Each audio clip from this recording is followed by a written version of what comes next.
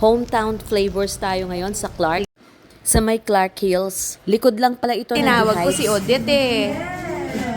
Welcome back to...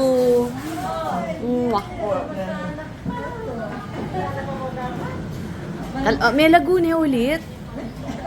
Lupang Digsumete. Ma, hindi ka na magtikuan.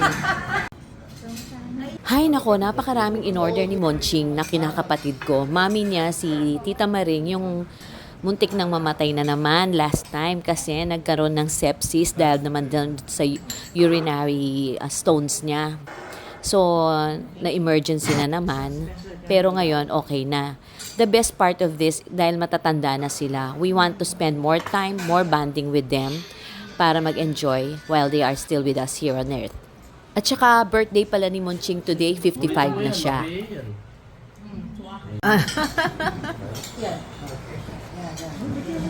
Hindi ko naman sa kanya, baka sakaling makapagpaligaya sa kanya yun. Pwede na, Monching. Pwede, kaso yung naliligaw sa kanya, baldado.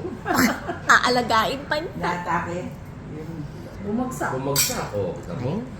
Akala ko pa naman magkakabalikan na kayo nun eh. May sintomas ka na yun. Wala rin makalata.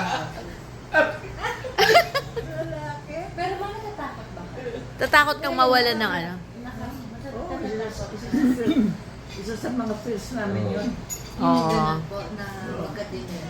O, kasi hindi nyo naman alam yun eh. Ibang tao nakakapansin yun eh. Oo nga, pero may sabihin. O bakit napasin mo si Mami ganon? Oo, meron na talaga. Mami, batukan mo yan. Mga nervous sanay ka.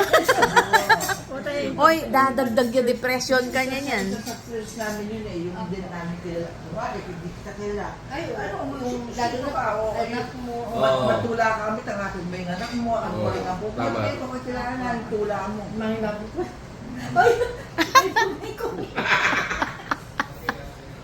Salbahe Monching. Wala kami ni-record, papaano na namin sa inyo. Thank you, Lord, sa pagkakataong ito.